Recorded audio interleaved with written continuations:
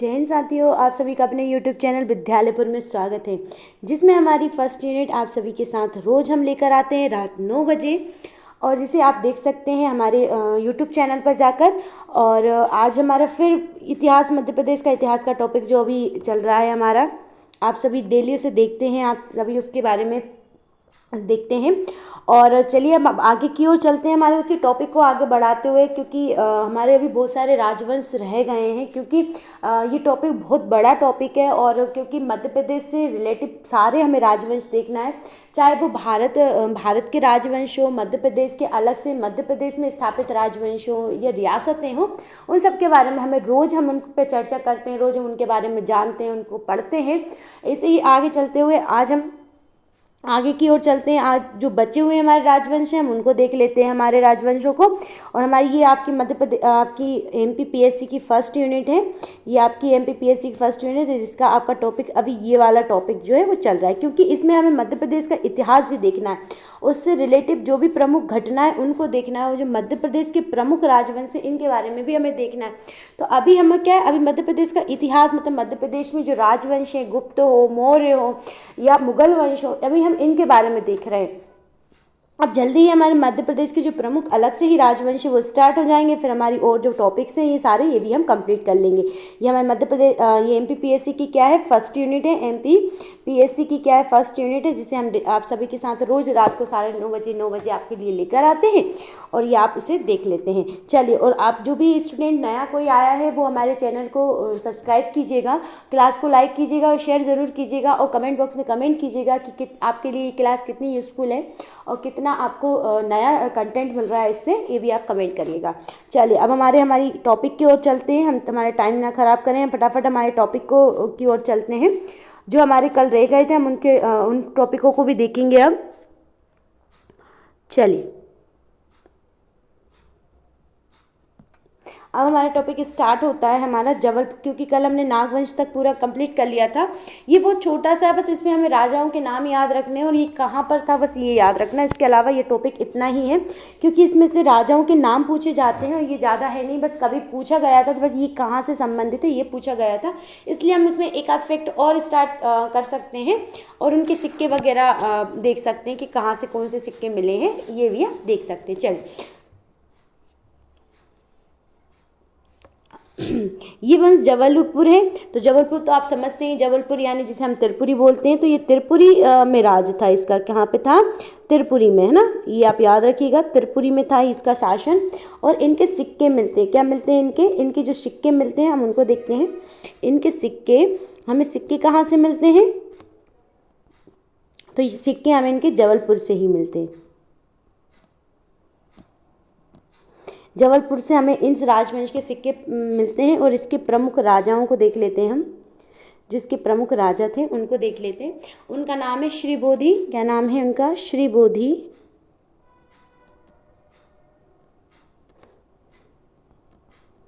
श्रीबोधि। फिर दूसरे राजा हैं इसके वाशुबोधि। क्या नाम है उनका, वाशुबोधि। ये इनके प्रमुख राजा रहे हैं, बस इनके बारे में हमें ना कोई चर्चा मिलती है ज़्यादा, और ना ही इनके बारे में ज़्यादा कोई फैक्ट मिलता है, बस इनके नाम वगैरह, क्योंकि इनके सिक्के मिले थे इसलिए हम इनके नाम आपको बता दे रहे हैं एक बार, क्योंकि बाई चांस आपसे नाम पूछ ले जाए किस वंश से संबंधित है, जबलपुर के बोधि वंश से संबंधित हैं ये सारे, और आपका जाएगा चंद्रबोधि। ये 4 राजा हैं यहाँ के, बस इनके नाम आप याद रखिएगा। इसके बाद आ जाता है शिवबोधि।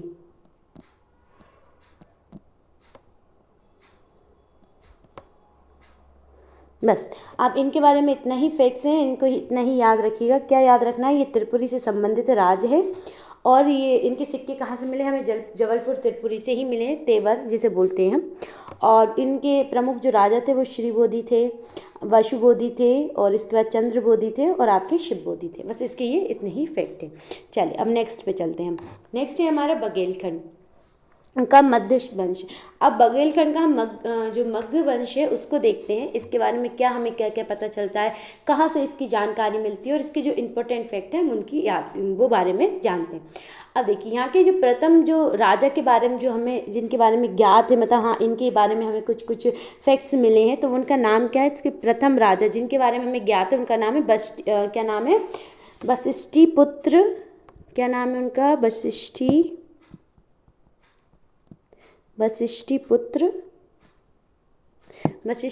भीमसेन। क्या नाम है इनका, भीमसेन, वशिष्ठीपुत्र भीमसेन। इनके बारे में हमें पता चलता है। और इनके पुत्र जो थे उनका नाम था कौस्तीपुत्र, है ना, क्या नाम था उनका,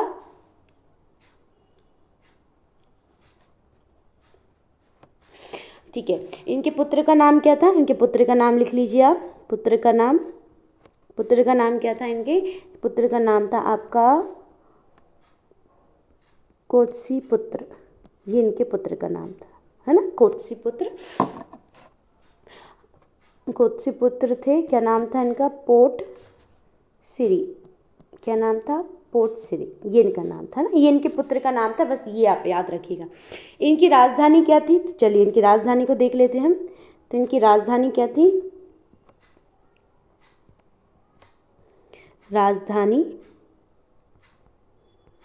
इनकी राजधानी थी आपकी, तो इनकी राजधानी थी बांधवगढ़। क्या थी इनकी राजधानी, बांधवगढ़,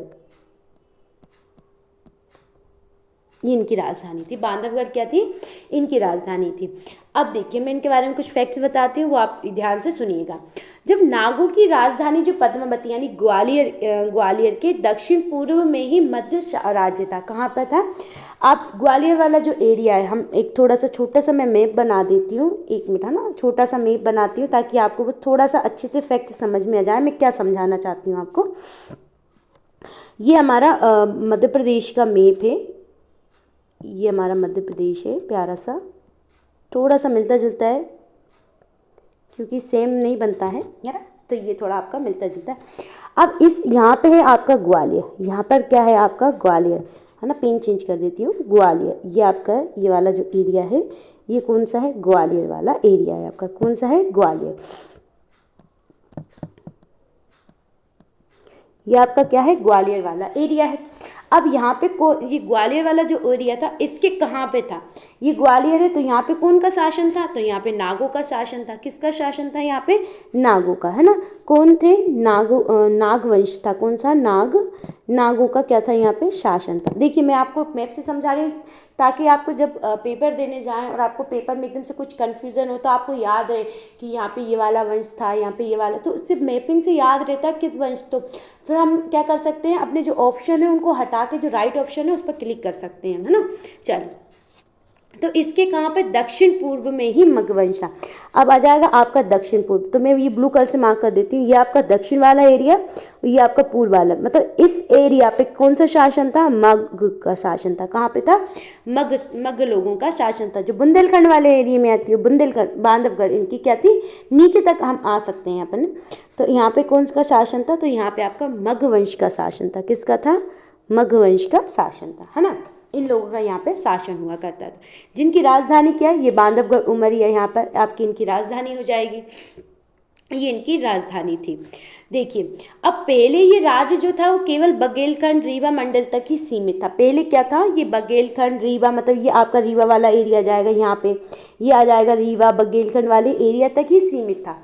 मगर फिर बाद में क्या होगा, जो जो बघेलखंड के जो मग राजाओं के सिक्के हमें यहाँ से मिलते हैं, क्या होता है, देखिए मग राजाओं के सिक्के हमें कहाँ से मिलते हैं, बघेलखंड से मिलते हैं, है ना। मग राजाओं के सिक्के हमें कहाँ से मिलते हैं, बघेलखंड के मिलते हैं। चलिए मैं इसे थोड़ा छोटा करके लिख देती हूँ। जो मग राजा है ना,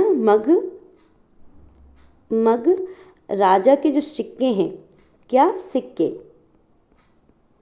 ये हमें कहाँ से मिलते हैं, तो ये हमको मिलते हैं, आप देख सकते हैं, बघेलखंड से। कहाँ से मिलते हैं, बघेलखंड से, है ना, बघेल। अब इससे क्या पता चलता है, जब इनके सिक्के बघेलखंड तक मिल रहे हैं, मतलब इसका मतलब ये है कि जो आपका मगध शासन था वो कहाँ तक फैला हुआ था, बघेलखंड वाले एरिया तक फैला हुआ था। मतलब अब मगों का शासन कहाँ पे आ गया था, ये बघेलखंड वाले एरिया तक इन लोगों का शासन आ गया था। मतलब अपन पूरा नहीं कह सकते, मगर एक बोल सकते हैं एक सीमित एरिया तक उनने क्या कर लिया था, यहाँ पर राज कर लिया था। अब यहाँ के इन लोगों का जो भीमसेन थे और जो भद्रमत जो भीमसेन थे, उनका भद्रमक और जो शिवमक, इनने कुषाणों के साथ सफलतापूर्वक क्या किया था, संघर्ष किया था। मतलब इसके जो राजा हैं, हम इनके राजा के बारे में देखते हैं। इसके जो राजा थे जिनका नाम क्या है, मैं नाम लिख देती हूँ आपका। जैसे कुछ राजा हैं इनके, जैसे भीमसेन है, क्या नाम है इनका, भीमसेन प्लस आपके हम बोल सकते हैं भद्रमघ, और एक और राजा हैं आपके शिवमद।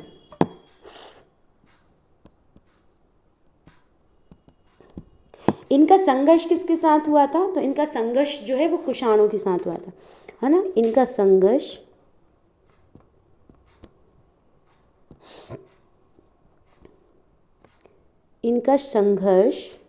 किसके साथ हुआ था, कुषाणों के साथ हुआ था। किसके साथ हुआ था, कुषाणों के साथ, है ना। और इसमें ये क्या रहे थे, सफल रहे थे। ये लोग क्या रहे थे, सफल, मतलब ये थे, मतलब वो कुषाणों को पराजित करने में सफल रहे थे, है ना। कुषाणों के साथ जो सफल संघर्ष इनने किया था उसमें ये सफल रहे थे। ठीक है, अब हमारा ये मगवंश इतना ही है, क्योंकि बस इनके बारे में यही पूछा जाता है, इनके सिक्के कहाँ से मिलते हैं, तो बघेलखंड से मिलते हैं। और इनके बारे में एक बार पूछा गया था कि भीमसेन का संबंध किस वंश से है, तो उसमें मध्यवंश आंसर था, और जो भीमसेन और दूसरे वंश में भी है, मगर जब ऑप्शन दिए गए थे तो उसका राइट आंसर मगवंश था, है ना। चलिए अब आगे की ओर चलते हैं हम। हमारा नेक्स्ट वंश आ जाता है गुप्त वंश। अब हम गुप्त वंश के बारे में देखेंगे, गुप्त वंश पर चर्चा करेंगे, क्योंकि गुप्त वंश थोड़ा सा बड़ा है हमारा, तो हम गुप्त वंश को आज देखते हैं, कंप्लीट करने की कोशिश करते हैं कि आज हमारा गुप्त वंश पूरा कंप्लीट हो जाए। चलिए आगे की ओर चलते हैं, अब हमारा गुप्त वंश की ओर देखते हैं। देखिए अब मैं थोड़ा सा आपको समझा देती हूँ, पृष्ठभूमि हम बना देते हैं तो आपको समझ में आ जाएगा। देखिए गुप्तों के समय क्या हुआ था, एक बार फिर भारत में क्या हुआ था, राजनीति एकीकरण होने लगा था। राजनीति एकीकरण से मतलब ये है कि जब इन जैसे मौर्य काल था, है ना, मौर्य काल था, तो उस समय क्या हुआ था कि सारे जो हमारा भारत है, ये सब एक बड़ा राज्य, मतलब मौर्य शासन के अंतर्गत आता था। किसके अंतर्गत आता था, मौर्य साम्राज्य के अंतर्गत आता था। मौर्य साम्राज्य में पूरे भारत को क्या कर रखा था, एक कर रखा था। मौर्य साम्राज्य क्या कर रहा था, पूरे भारत को एक, क्योंकि हमारे जो मौर्य साम्राज्य के अंतर्गत जो हमारी सीमाएं थी वो बलूचिस्तान तक के लिए छूने लगी थी। कहाँ पे छूने लगी थी, बलूचिस्तान, अफगानिस्तान तो हमारे एरिया में था। काबुल वगैरह जो थे वो कहाँ पर थे, हमारे भारत के ही अंदर आते थे। अब ये धीरे धीरे क्या फैल रहा था, उस समय क्या था, मौर्य एक केंद्र था। मौर्य क्या था, केंद्र के रूप में कार्य कर रहा था। मौर्य केंद्र था और बाकी सब राज्य किसमें, प्रांत के रूप में कार्य करते थे, है ना। राज्य जो थे ये क्या करते थे, प्रांत के रूप में कार्य करते थे। बहुत सारे प्रांत इनने बांट रखे थे, हर प्रांत, जैसे मैंने कल आपको अशोक बताया था, तो जब बिंदुसार के समय अशोक जो थे विदिशा के प्रांतपति थे, आप, है ना, गवर्नर बनकर आए थे। ये मैंने आपको कल की क्लास में पढ़ाया, परसों की क्लास में मैंने पढ़ाया था आपको कि गवर्नर बनकर आए थे। तो ऐसे ही इनके समय, मौर्य के समय एक केंद्रीकृत शासन था, मगर जैसे ही मौर्य का शासन खत्म हुआ, जो लास्ट मौर्य शासन जो बृहद्रथ थे उनकी समाप्ति हुई, शुंग शासन जैसे ही आया, तो अब वो धीरे धीरे क्या होगा, जो राज्य थे, जो प्रांतपति थे, वो स्वतंत्र ही अपना एक राज्य स्थापित करने लगे थे। मतलब जो प्रांतपति थे उनने अपना एक स्वतंत्र राज्य स्थापित कर लिया, वो खुद ही राजा बनकर बैठ गए चारों ओर। मतलब बहुत सारे राज्य का उद्भव हो गया धीरे धीरे। मगर जब गुप्त शासन आया तो इन लोगों ने क्या करा, वापस उस राज्य को, वापस जो भारत के राज्य है उनको फिर वापस एक करने लगे। भारत के जो राज्य है उनको धीरे धीरे अपने राज्यों में क्या करने लगे, मिलाने लगे सारे राज्य। तो ऐसे फिर एक बार फिर जो हुआ, मतलब गुप्तों का जो केंद्र बन गया और ये सारे प्रांत बन गए गुप्तों के। फिर वो प्रांत के अंतर्गत वो सारे राज्य आने लगे। उम्मीद है आप समझ पा रहे होंगे ये सब चीज़ें। चलिए अब मैं आगे की ओर देखती हूँ। अब मध्य प्रदेश में भी प्रतापी राजाओं की उपस्थिति और जो अभियान थे इस क्षेत्र में क्या राजनीतिक महत्व को स्थापित करने लगे थे। क्या करने लगे थे, जो धीरे धीरे क्या हुआ कि हमारे जो मध्य प्रदेश में अब जब गुप्त शासन था उस समय मध्य प्रदेश में भी कई प्रतापी जो राजा वगैरह थे वो धीरे धीरे क्या है उभरने लगे, और धीरे धीरे हमारे मध्य प्रदेश में भी बड़े बड़े शासकों का मौजूदा स्थिति होने लगी। जैसे आभिर हमने देखा, नागवंश देखा हमने, ये सारे शक्तिशाली जो राजवंश थे वो धीरे धीरे क्या होने लगे, मजबूती को प्राप्त करने लगे, है ना। शक के अत्यंत मजबूत शासक हमारे मध्य प्रदेश, उज्जैन के जो शक लास्ट में जो बचे हुए थे, हमने बोला था ये आखिरी शक बचे हैं। इस तरीके से मध्य प्रदेश में भी धीरे धीरे शकों का एक मतलब मध्य प्रदेश शक की दो हमने शाखाएं पढ़ी थी, क्षत्रप और कल हमने कल ही देखा उनके बारे में। तो मध्य प्रदेश में भी ये मजबूती से अपने स्थापित करने लगे थे, कर रहे थे और रह भी रहे थे। पर धीरे धीरे जब दूसरा वंश आता है और आपका कोई सा राजा कमज़ोर होता है और दूसरा राजा जो आपका प्रबल राजा होता है वो उस कमज़ोर राजा को हटाकर अपनी एक दावेदारी स्थापित कर देता है और खुद ही राजा बन के वहाँ पर रहने लगता है। तो जो अगर आपका अंतिम कोई आपका वंशज नहीं होता है तब फिर आप अंतिम राजा हो जाते हैं, फिर इसके बाद आपका राज वगैरह समाप्त हो जाता है, फिर आप दूसरा राज्य से स्थान पर क्या होने लगता है, धीरे धीरे प्रबल होने लगता है। ऐसे ही हमारे इधर मध्य प्रदेश में जैसे शक राजा थे, नाग थे, अवीर वंश था, ये धीरे धीरे क्या होने लगे, मजबूत होने लगे। फिर इसके बाद गुप्तों में कौन आ गए, तो गुप्तों में आप क्या आ गए, सबसे पहले राजा आ गए गुप्तों में, जिनका नाम क्या है, जिनका नाम है आपका समुद्रगुप्त। क्या आ गए, सबसे फर्स्ट राजा आपके कौन से आ गए, समुद्रगुप्त, है ना। कौन आ गए, समुद्रगुप्त आ गए हैं। अब देखिए स्थापना तो रामगुप्त ने, श्रीगुप्त ने की थी इस वंश की, मगर मध्य प्रदेश से रिलेटिव जो फैक्ट है हम केवल उन्हीं को ही देखेंगे, क्योंकि हम अभी जो वंश डिस्कस कर रहे हैं वो मध्य प्रदेश के ही मध्य प्रदेश के जो संदर्भ में है, केवल हम उनको ही देखेंगे, ठीक है।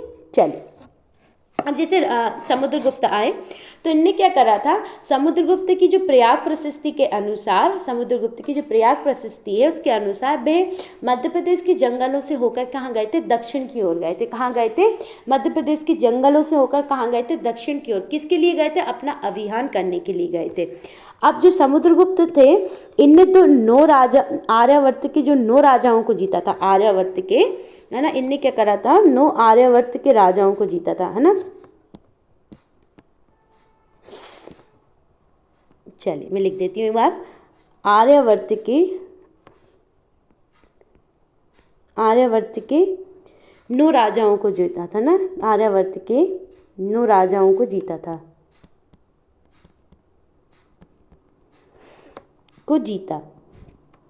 जिसमें से एक कौन सा था, मध्य प्रदेश का था। एक कौन सा था आपका, मध्य प्रदेश, है ना। एक कौन सा है, मध्य प्रदेश। कौन सा है मध्य प्रदेश का, नागवंश। कौन सा है आपका, नागवंश। अब आपको समझ में आ रहा है हम क्यों डिस्कस कर रहे हैं, क्योंकि ये मध्य प्रदेश का था नागवंश, इसलिए हम इसे डिस्कस कर रहे हैं ना। नागवंश को इनने जीता था। अब नागवंश को जब इनने जीता तो जिसमें से राज्य का कुछ भाग क्या था, उत्तर पश्चिम मध्य प्रदेश जो था वो मध्य प्रदेश में पड़ता था। राज्य का जो कुछ भाग था, मतलब जो नागवंश के राज्य का जो भाग था वो कुछ कहाँ पर पड़ता था, उत्तर पश्चिम मध्य प्रदेश में पड़ता था। जिसमें से अधीन का उनने क्या कर दी थी, उनकी अधीनता स्वीकार कर ली थी। मतलब ये था कि गुप्तों को उनने अपने राज्य वगैरह दे दिए थे, है ना। मतलब ये था जब ये गुप्त वगैरह जो आप बोल सकते हैं नागवंश जो थे, जब गुप्तों ने इन पर आक्रमण किया, है ना। और उत्तर पश्चिम वाला जो एरिया मध्य प्रदेश का जो था वो किसके कब्जे में आ गया था, वो गुप्तों के कब्जों में आ गया था। मतलब उसे गुप्त ने क्या कर लिया था, उस पर अपना अधिकार जमा लिया था। क्या कर लिया था, उस पर अपना अधिकार जमा लिया था। मतलब ये है कि जो नागवंश जो शासक थे उन जिसका उत्तर पश्चिम हम ये देख सकते हैं, ये हमारे मध्य प्रदेश का उत्तर पश्चिम वाला एरिया है ना। ये आप थोड़ा समझने की कोशिश करें इसे, कि ये हमारे मध्य प्रदेश का उत्तर पश्चिम वाला एरिया है ना। मैं इसे थोड़ा सा और अच्छे से बना देती हूँ। ये हमारे मध्य प्रदेश का क्या है, उत्तर पश्चिम वाला एरिया है ना। ये वाला जो एरिया है ये मध्य प्रदेश का उत्तर पश्चिम वाला एरिया। तो इस अभी जो मध्य प्रदेश का हम वो मैप बना रहे हैं, उस समय ऐसी सीमाएं नहीं हुआ करती थी। उस समय जहाँ पे जो राज्य अधिकार कर लेते थे वो ये तो अभी राजस्थान है, यहाँ पर यूपी, ऐसा कुछ नहीं था। ये पूरे वो एरिया रहते थे। तो ये उत्तर पश्चिम वाला जो एरिया है यहाँ पर किसका क्या कर लिया, यहाँ पर गुप्तों ने अधिकार कर लिया। ये वंश किससे ले लिया, नागों से उनने छीन लिया। अब नौर गणराज्य उनने स्वीकार करे, जिसमें से क्या कौन कौन से थे, जैसे उनने अवीर वंश पे करा था, संकादिक करे थे, खरपीर करे थे, ये मैं राजवंशों का नाम ले रही हूँ जिनको उनने अपने कब्जे में लिया था। मध्य प्रदेश में विदिशा, झांसी, दमोह के आसपास का जो केंद्रीकृत शासन था वो किसके अब कब्जे में आ गया था, वो गुप्तों के कब्जों में आ गया था। मतलब उस पर अधिकार किसने कर लिया था, गुप्तों ने अपना अधिकार कर लिया था। इस अभियान के दौरान क्या हो, उसने विदिशा के शक जो सामंत थे श्रीवर्धन पर आक्रमण कर लिया था। अब इस दौरान इस जो शासन ने जो अभी हमने देखा, अभी जो अभियान करा दक्षिण अभियान में जब आ रहे थे, तो मैं इसे लिख देती हूँ इसमें। दक्षिण अभियान के अंतर्गत क्या हुआ, देखिए जब दक्षिण अभियान हुआ है ना, दक्षिण अभियान में विदिशा है ना, दक्षिण अभियान पर अभियान जो हुआ था उसमें क्या करा, जो विदिशा के क्या थे आपके, विदिशा के जो सामंत थे, शक सामंत है ना, विदिशा के शक सामंत है ना, कौन थे, शक सामंत, क्या नाम था इनका, शक सामंत का नाम, इनका नाम था आपका श्रीवर्धन। क्या नाम था इनका, श्रीवर्धन। इनने क्या कर लिया, श्रीवर्धन पर आक्रमण करा और इन्हें क्या कर दिया, पराजित करा है ना, आक्रमण करा और क्या कर दिया, आक्रमण कर पराजित कर दिया ना, वर्धन को आक्रमण कर क्या कर दिया, इनको पराजित कर दिया।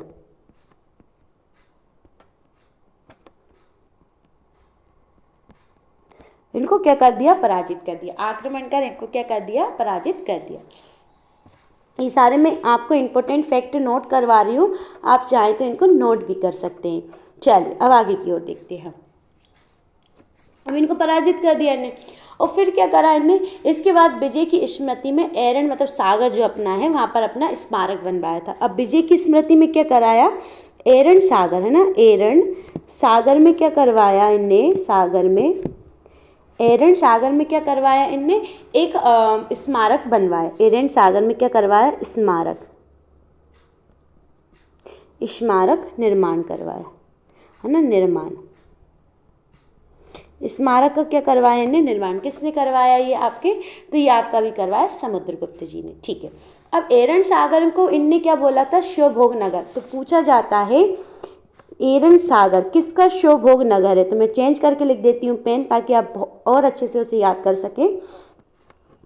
एरन है ना सागर पूछा जाता है किसका शिवभोग नगर है, शिवभोग मतलब रहने वाली स्थान जगह ना, तो किसका ये बोल सकते हैं, तो एरन सागर चंद्रगुप्त का, किसका था, समुद्रगुप्त है ना, समुद्रगुप्त का क्या था, ये शिवभोग नगर था।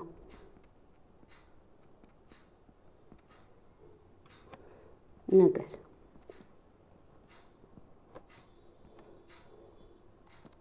है ना, शिवभोग नगर था। ये पूछा जाता है, इसलिए आप इस फैक्ट को अच्छे से याद रखें, क्योंकि ये कई बार फैक्ट पूछा भी गया है ये वाला है ना। चलिए, समुद्रगुप्त ने क्या करा, जो शक शासक थे उनके पश्चिमी मालवा को छोड़कर मध्य प्रदेश में अपना प्रभुत्व स्थापित कर चुके थे। अब उनने क्या करा, मालवा के क्या उत्तर पश्चिमी एरिया पे कर लिया शासन, मगर जो मालवा में शक थे उनको छोड़कर उनने उनके सारे जो शासक था, मतलब हम बोल सकते हैं, देखिए मैं आपको समझा देती हूँ एक बार। ये हमारा मध्य प्रदेश है और इस वाले जो मालवा वाला जो एरिया था इसे छोड़कर शकों ने यहाँ के पूरे एरिया पे क्या कर लिया था, शकों के एरिया पे गुप्तों ने क्या कर लिया था, अपना शासन कर लिया था। क्या कर लिया था, अपना शासन स्थापित कर लिया था। बस उनने कौन सा एरिया छोड़ दिया था, उनका जो मालवा वाला एरिया था ये अभी किसके पास था, शकों के पास ही था। बाकी जो शक का जितना भी साम्राज्य था धीरे धीरे गुप्तों ने क्या कर लिया, उसे अपने कब्जे में कर लिया, उसे अपने अपने अधीन कर लिया उन्होंने। ये किसके बारे में देख रहे थे अभी हम, समुद्रगुप्त के बारे में देख रहे थे। किसके बारे में देख रहे थे अभी हम, समुद्रगुप्त के बारे में ये अभी हम देख रहे थे। चलो अब हम आते हैं चंद्रगुप्त की ओर। अब किसकी ओर देखते हैं, अब हम देखते हैं राजा चंद्रगुप्त। अब हम चंद्रगुप्त को देखेंगे, चंद्रगुप्त के बारे में जानेंगे। चलो सेकेंड हमारा इंपॉर्टेंट जो राजा है वो कौन है, चंद्रगुप्त है। कौन है, चंद्रगुप्त। ये थोड़ा सा बड़ा टॉपिक है, क्योंकि मध्य प्रदेश में गुप्तों का साम्राज्य बहुत टाइम तक और बहुत ज़्यादा स्थापित रहा, इसलिए हमें थोड़ा सा इनके बारे में फैक्ट डिस्कस करने पड़ेंगे। हम चाहते हैं आपके कोई से फैक्ट ना छूटे, जिसके कारण आपको एग्जाम में कोई परेशानी आए, कोई दिक्कत आए, आप पूरा अच्छे से सब कुछ फैक्ट अच्छे से नोट करें। हम शॉर्ट में ही आपको नोट करवा रहे हैं। प्रिम्स के जो फैक्ट्स हैं वो सारे आपके लिए, हम इम्पोर्टेंट जो फैक्ट हैं वो सारे आपको नोट करवा रहे हैं। चलिए अब देखते हैं जो चंद्रगुप्त विक्रमादित्य ने शक राज्य जो उज्जैनी का जो कार्दमक वंश था उसका अंत कर संपूर्ण मध्य प्रदेश को अपने अधीन कर लिया था। इनने क्या कर लिया था, इनने संपूर्ण जो मध्य प्रदेश है इसको क्या कर लिया था, अपने अधीन कर लिया था ना, संपूर्ण एमपी को अपने अधीन कर लिया था।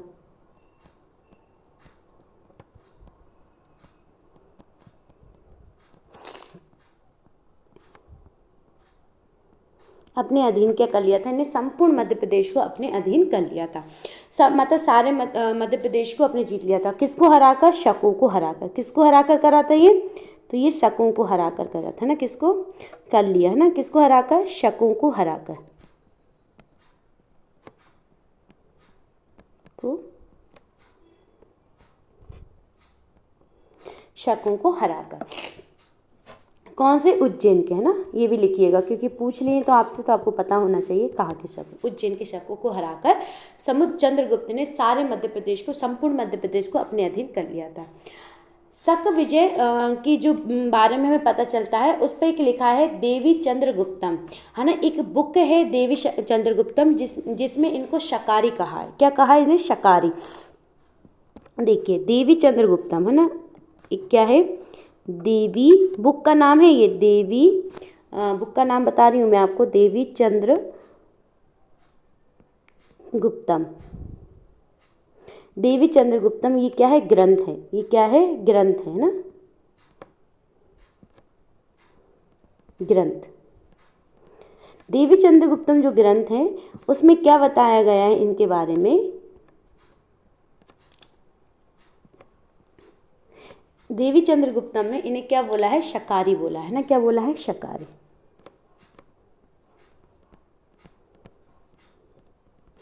शकारी अर्थ क्या होता है, शकारी का अर्थ होता है शकारी का अर्थ होता है कि मतलब इनने क्या, शकों को संपूर्ण रूप से क्या कर दिया था, इनने संपूर्ण रूप से नष्ट कर दिया था, इसलिए इनको शकारी बोला है देवी चंद्रगुप्तम में।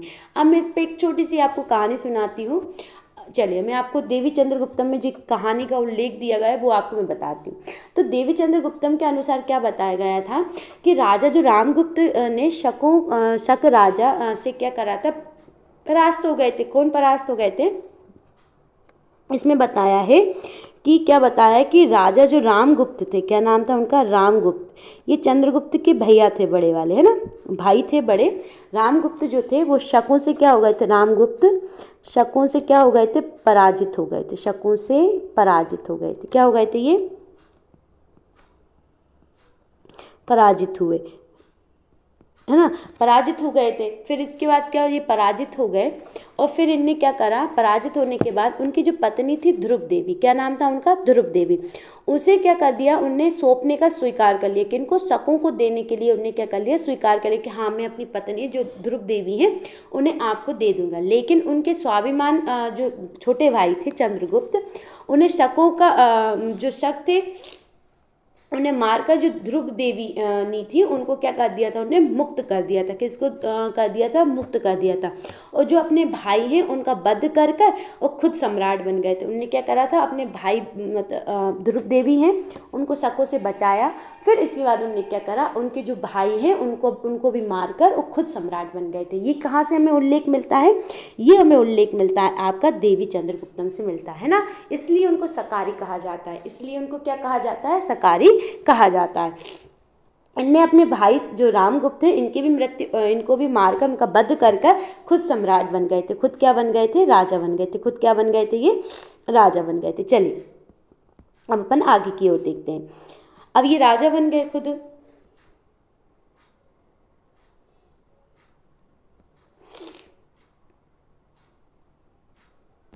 ये खुद राजा बन गए। फिर इसके बाद हमने क्या देखा अब ये राजा बने तो विदिशा के संग्रहालय में जो स्थित मूर्ति है रामगुप्त की, उसमें ऐतिहासिक जो इतिहास है उसको दर्शाया जाता है कि मतलब अब क्या हुआ, विदिशा में एक संग्रहालय है, वहाँ पर क्या है, इनकी जो मूर्ति वगैरह है इनके बारे में हमको बताया जाता, एक मूर्ति प्रतिमा है उसमें इनके जो सारा इतिहास है उसको उल्लेखित उत्कृत अपन बोलते हैं ना, उत्कीर्ण किया गया है वहाँ पर। तो आप उसे जाकर देख सकते हैं कि कैसा क्या क्या हुआ है, उसमें कैसा बताया है। और कुछ तथ्य की जो पुष्टि उसमें ये बताया जाता है, विदिशा में जो उदयगिरी के जो वीर से शाप जो थे उनने गुफा अभिलेख से इतिहास का पता चलता है। उदयगिरी में गुफा अभिलेख है, उदयगिरी में क्या है, गुफा अभिलेख। उदयगिरी कहाँ है आपका, विदिशा में है। कहाँ पर है, विदिशा, उदयगिरी। ये गुप्तकालीन गुफा है उदयगिरी की, है ना, गुप्त काल में ही बनाई गई थी। उदयगिरी उदयगिरी यानी जो विदिशा में है आपका, कहाँ पर है, विदिशा में है उदयगिरी। उदयगिरी विदिशा में उदयगिरी विदिशा में जो वीरसेन शाप की गुफा है ना, अभिलेख से पता चलता है। किसकी गुफा अभिलेख है, वीर सिंह से शाप की गुफा अभिलेख है। किसका है, वीर सिंह, ये किसका गुफा अभिलेख है, वीर सिंह, वीरसेन, इनका नाम है वीरसेन शाप, है ना। इनका क्या है, गुफा अभिलेख, गुफा अभिलेख, गुफा अभिलेख है इनका, जिससे एक तथ्य की हमें पुष्टि होती है। क्या तथ्य है वो, तो ये आपसे यहाँ से पूर्वी मालवा, मतलब जो कहा जाता है कि जो पूर्वी मालवा में जो चंद्रगुप्त है उनने अपना संपूर्ण विजय पाने की अभिलाषा रखी थी। क्या है, पूर्वी मालवा को जीतने की अभिलाषा किसने रखी थी, चंद्रगुप्त में रखी थी। ये हमें कहाँ से पता चलता है, तो ये हमें पता चलता है उदयगिरी की गुफा अभिलेख से। क्या पता चलता है कि आपके जो इससे ये पता चलता है हमको, चंद्रगुप्त ने मालवा यानी पूर्ण मालवा को, है ना, मालवा को जीतने की क्या रखी थी, अभिलाषा रखी थी। क्या रखी थी उन्हें, अभिलाषा रखी थी कि अभिलाषा।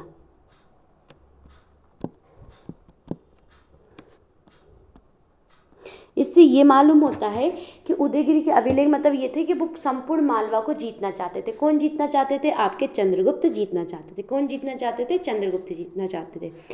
बिसेन साहब जो थे वो चंद्रगुप्त द्वितीय के विदेश मंत्री थे। कौन थे ये, बिसेन साहब जो है वो क्या थे, आपके चंद्रगुप्त द्वितीय के क्या थे, ये चंद्रगुप्त द्वितीय के आपके, चलो मैं इसे दूसरा पेज चेंज कर लेती हूँ।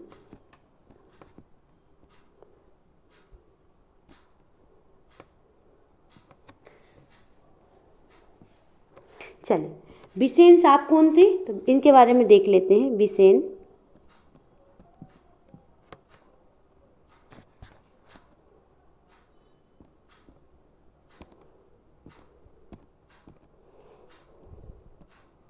वीरसेन साहब ये कौन थे, तो ये आपके चंद्रगुप्त जो द्वितीय हैं, किसके, चंद्रगुप्त द्वितीय, चंद्रगुप्त जो आपके द्वितीय थे उनके कौन थे ये, तो उनके आपके थे विदेश मंत्री थे। ये क्या थे, विदेश मंत्री। उनके कौन थे ये, विदेश मंत्री थे। अब चंद्रगुप्त के जो सेनापति थे जिनका नाम क्या था, आक्रमदार, क्या नाम था, आम्रकार्दु, क्या नाम था, आम्रकार्दु के सांची अभिलेख से चंद्रगुप्त के सामंत जो सन का अदिश्य महाराज थे उनने उदयगिरी अभिलेखों में इस क्षेत्र में गुफाओं का आधिपत्य की पुष्टि की है कि यहाँ पे क्या है, ये उदयगिरी की जो गुफा है उनकी जो शिलालेख है उनके जो भी उनका आधिपत्य है उसके बारे में हमें उस गुफा अभिलेख से मालूम चलता है। सांची अभिलेख से उनके दीर्घकालीन अभियान की पुष्टि होती है। सांची अभिलेख से चंद्रगुप्त के दीर्घकालीन अभियान की क्या होती है, पुष्टि होती है। जो सांची अभिलेख है, कौन सा है, सांची अभिलेख, सांची अभिलेख से, सांची अभिलेख से,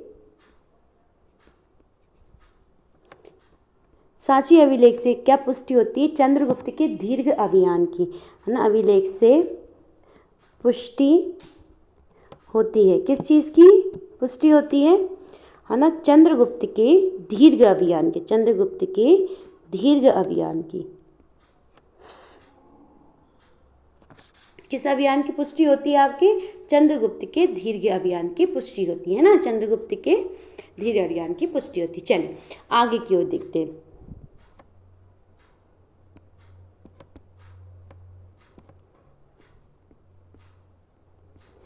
दीर्घ अभियान की क्या होती है, पुष्टि होती है। चलिए अब क्या है, तो चंद्रगुप्त ने उज्जैनी को क्या करा था, दूसरी राजधानी बनाया था, है ना, चंद्रगुप्त ने उज्जैनी को क्या बनाया था, दूसरी राजधानी बनाया था। चलिए मैं यही लिख देती हूँ, गुप्त ने उज्जैन को क्या करा था, दूसरी राजधानी बनाया था।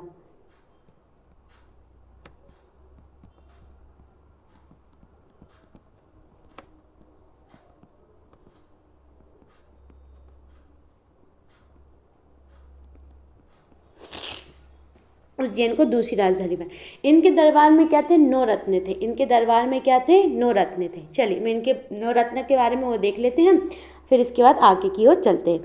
इनके दरबार में क्या थे, 9 रत्न थे, इनके दरबार में क्या थे, 9 रत्न थे।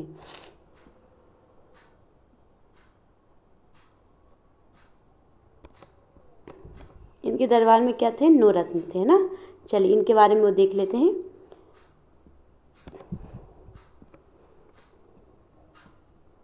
चंद्रगुप्त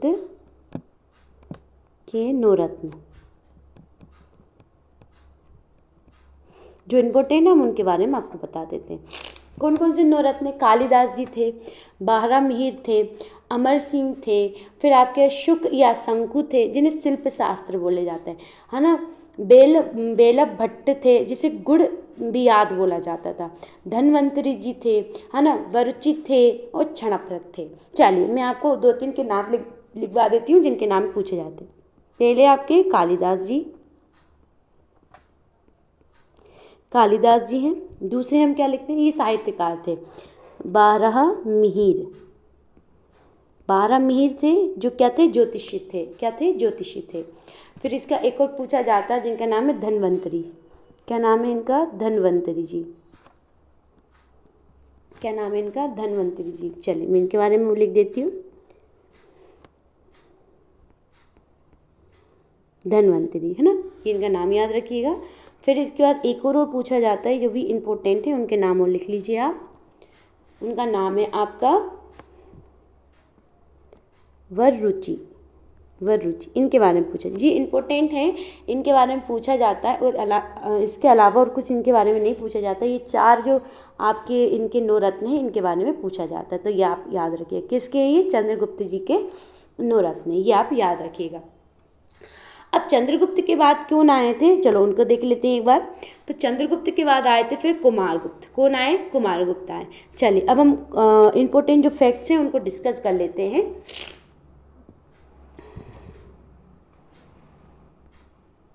चलो हिस्टिक लगा के कर लेते हैं। चल अब देखिए कुमारगुप्त ने क्या है, मंसूर प्रशस्ति के अनुसार उनके क्या है, जो मंसूर प्रशस्ति उसके सामंत जो बंधु वर्मा थे उनने सूर्य मंदिर के लिए दान दिया। तो ये इंपॉर्टेंट फैक्ट याद रखिए, कुमारगुप्त के, किसके, कुमारगुप्त के जो आपके सामंत थे, कुमारगुप्त के सामंत, इनका नाम क्या था, कुमारगुप्त के सामंत, तो इनका नाम था बंधु वर्मन। क्या नाम था इनका, बंधु वर्मन, बंधु वर्मा। इनने क्या करा था, कुमारगुप्त के सामंत थे बंधु वर्मा, इनने क्या करा था, सूर्य मंदिर, मंदसौर के सूर्य मंदिर के लिए, किसके, मंदसौर के जो सूर्य मंदिर है, मंदसौर का सूर्य मंदिर, सूर्य मंदिर के लिए क्या दिए थे, दान दिया था।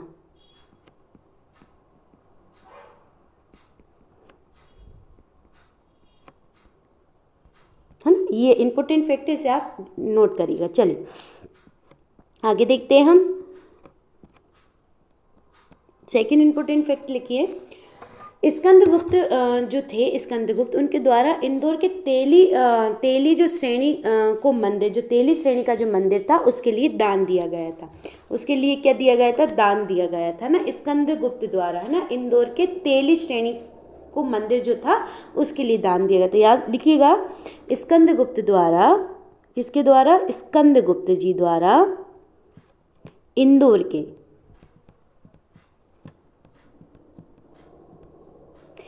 के तेली श्रेणी मंदिर को क्या दिया गया था? दान दिया गया। किसके द्वारा दिया गया था?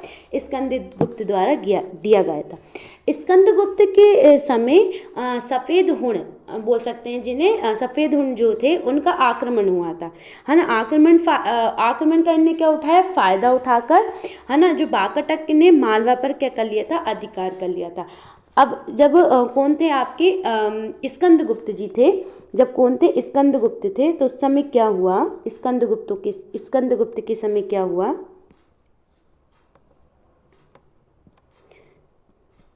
है ना। स्कंदगुप्त का आक्रमण स्कंदगुप्त और किसका संघर्ष चल रहा था? आपका सफ़ेद हुणों का।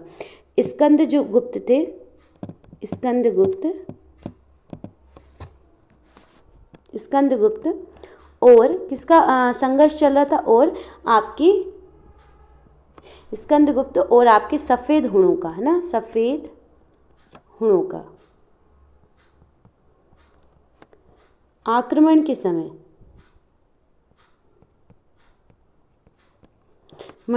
समय क्या करा? जो वाकाटक राजा थे, क्या नाम था? वाकाटक ने क्या कर लिया था? मालवा पर अपना अधिकार कर लिया था, है ना। समय क्या कर लिया था? जो वाकाटक थे, वाकाटक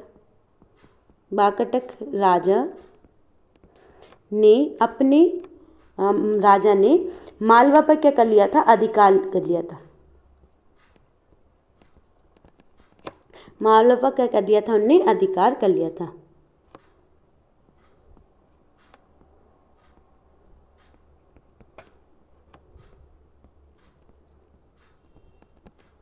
मालवा पर क्या कर लिया था? इनने अधिकार। फिर बाद में स्कंदगुप्त ने उनसे वापस छीन लिया था।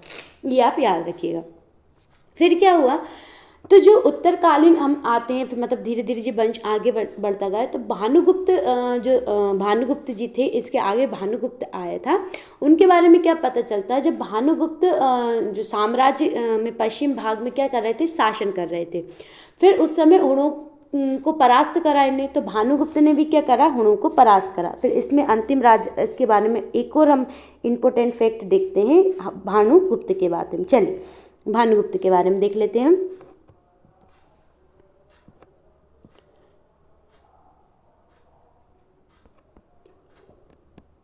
चलिए अब हम देख रहे हैं भानुगुप्त के बारे में। ये राजा हैं यहाँ के भानुगुप्त।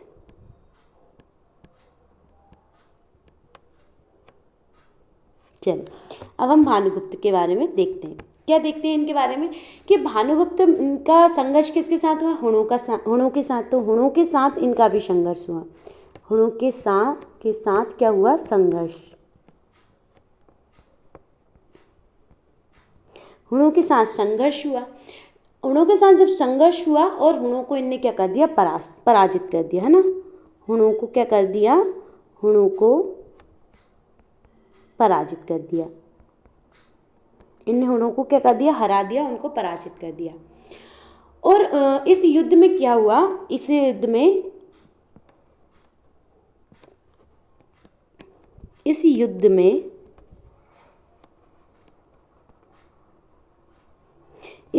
इनके जो सैनिक गोपीराज थे, इनके जो सैनिक थे, यानी सेनापति जिसे बोलते हैं हम, सैनिक गोपीराज। कौन? गोपीराज।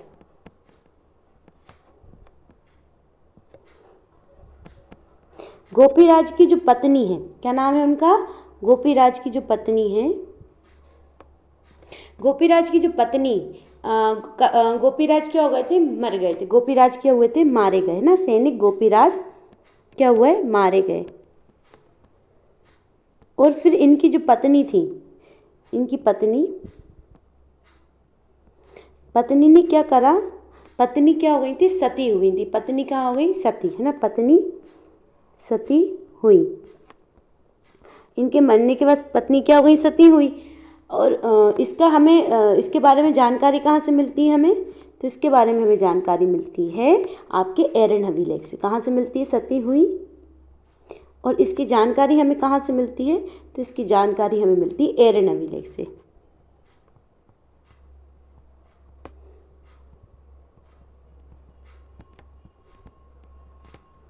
जानकारी कहाँ से मिलती है? एरन अभिलेख से।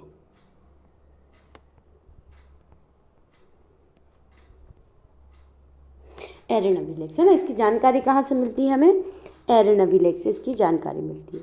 ये इंपॉर्टेंट फैक्ट था भानुगुप्त के बारे में, क्योंकि पहली बार सती प्रथा का जो है साक्ष्य, लिखित साक्ष्य हमें एरन से मिला है, इसलिए इसके बारे में कई बार पूछा गया है, तो इसलिए आप इसे नोट करके रखिएगा, है ना, इसे नोट करके रखिएगा। चलिए अब थोड़े से फैक्ट और देख लेते हैं हम, फिर इसके बाद हमारी क्लास को हम बंद करेंगे। इसके बाद क्लास हमारी ख़त्म हो जाएगी। आज के लिए बस इतना ही पढ़ाएंगे हम। थोड़े से फैक्ट, एक दो फैक्ट और देख लीजिए जो इम्पोर्टेंट रहेंगे। चलिए अब देखिए, भारत में शकों की सत्ता का अंत चंद्रगुप्त द्वारा कर दिया गया था। कब कर दिया गया था? 410वीं ईस्वी में। चीनी यात्री फयान चंद्रगुप्त विक्रमादित्य के काल में भारत आया था, है ना। ये इंपॉर्टेंट फैक्ट किसके बारे में है? ये आपके आ जाएगा। इंपॉर्टेंट फैक्ट किसके बारे में? चंद्रगुप्त के बारे में। चलिए हमें जो फैक्ट्स हैं अलग से पूछे जाते हैं, मैं उनको लिख देती हूँ, है ना। चलिए, फयान किसके समय आया था? तो फयान जो है, फयान चीनी यात्री। कौन थे ये? चीनी यात्री, है ना, याद रखिएगा, चीनी यात्री थे ये। चीनी यात्री फयान किसके समय आए थे? चंद्रगुप्त के समय भारत आए थे ना। चंद्रगुप्त विक्रमादित्य, पूरा नाम नोट कर लीजिएगा आप इनका, चंद्रगुप्त विक्रमादित्य।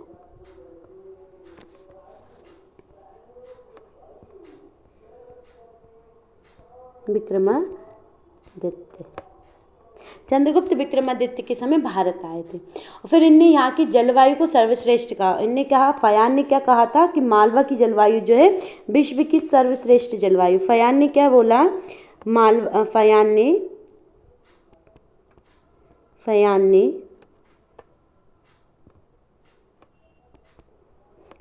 ने मालवा की जलवायु को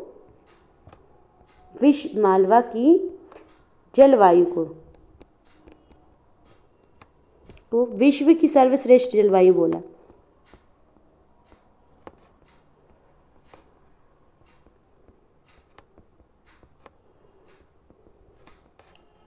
जलवायु कहा। मालवा की जलवायु को क्या कहा है ने? विश्व की सर्वश्रेष्ठ जलवायु का। ये किसने कहा था? फयान द्वारा बोला जाता है।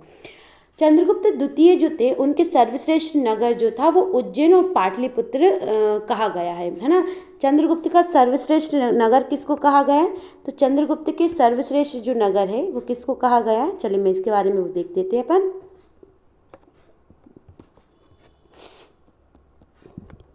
चंद्रगुप्त द्वितीय के जो सर्वश्रेष्ठ नगर थे, मतलब उत्तम नगर जिन्हें हम बोलते हैं, श्रेष्ठ, है ना, श्रेष्ठ नगर या सर्वश्रेष्ठ नगर भी बोलते हैं आप। नगर कौन कौन से थे आपके? उज्जैन और पाटलिपुत्र। कौन से थे? उज्जैन और पाटलिपुत्र।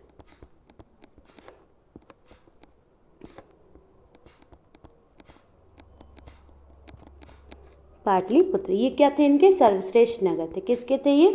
तो ये आपके थे चंद्रगुप्त के। ठीक है, चलिए अब और देखते हैं, एक दो इम्पोर्टेंट फैक्ट और हैं, उनको डिस्कस कर लेते हैं। चलिए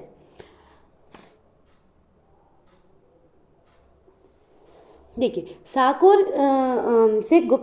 एक स्थान का नाम है। वहाँ से जो चंद्रगुप्त हैं, गुप्त वंश की सर्वाधिक 24 हमें स्वर्ण मुद्राएं प्राप्त हुई, जिन्हें हम दीनार कहते थे। समुद्रगुप्त ने महाकौशल के राजा महेंद्र को हराया था। चंद्रगुप्त ने क्या करा था? समुद्रगुप्त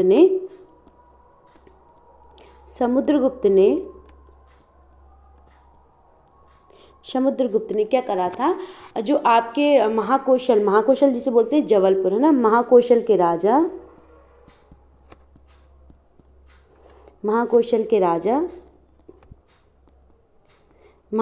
राजा कौन है आपके? महेंद्र को क्या करा था? को हराया था ना, महेंद्र को इनने हराया था। चलिए, अब हमारी आज की क्लास इतने ही थे। हमारे जो इम्पोर्टेंट फैक्ट थे मैंने आपको वो नोट करवा दिए हैं, इन्हें आप अच्छे से नोट कर लीजिएगा। अगर आप साथ साथ नहीं नोट कर पाते तो एक बार क्लास लेवल से देख के नोट कर लीजिएगा। आज हमारे सारे इम्पोर्टेंट फैक्ट जो थे हमने आज आपके साथ डिस्कस कर लिए हैं। सारे हमारा जो भी वंश थे जो हमारे रह गए थे हमने वो आज डिस्कस कर लिए हैं। अब जल्दी ही कल से हमारे मध्य प्रदेश के वंश स्टार्ट हो जाएंगे। अब हमारे मध्य प्रदेश के वंश के बारे में पढ़ेंगे। कल से हम वाकाटक जो मध्य प्रदेश का वंश है इन सब के बारे में कल से हम स्टार्ट कर देंगे। अब हमारे जो बाहर के जो बड़े बड़े वंश थे जो पूरे भारत में फैले हुए थे उन वंशों के बारे में हमने देखा है ना। और हमारे फिर इसके बाद बघेलखंड का जो मागध वंश था उसके बारे में देखा। फिर इसके बाद हमारे गुप्त वंश हमने स्टार्ट करा। गुप्त वंश के बारे में हमने देखा है ना। ये बाकी जो हमारे वंश थे हमने इन सब के बारे में देखा। और कल हम एक बार हुणों का आक्रमण देखेंगे। हुणों के आक्रमण हमारा लास्ट रहेगा हुणों का, क्योंकि ये विदेशी आक्रमण है तो ये इसे देखना ज़रूरी है क्योंकि ये मध्य प्रदेश में हुआ है और मध्य प्रदेश के उस समय कई शासक थे जिनके बारे में हमें देखना रहेगा। अब जल्दी से हमें कमेंट बॉक्स में कमेंट करके ये बताइएगा आज की क्लास आपको कैसी लगी, आज के फैक्ट्स कैसे लगे हैं, कितनी यूज़फुल रही आपके लिए आज की क्लास और आपके लिए क्या नया फैक्ट रहा वो भी आप हमें कमेंट बॉक्स में कमेंट करके ज़रूर बताइएगा। जो भी नए स्टूडेंट क्लास को देख रहे हैं एक बार वो सब लोग हमारी क्लास को लाइक कीजिएगा और उन्हें सब्सक्राइब कीजिएगा और शेयर ज़रूर कीजिएगा और कमेंट बॉक्स में एक कमेंट ज़रूर कीजिएगा कि आज की क्लास आपके लिए कितनी यूज़फुल है। आज के लिए बस इतना ही। आप सभी का बहुत बहुत धन्यवाद। जय हिंद साथियों।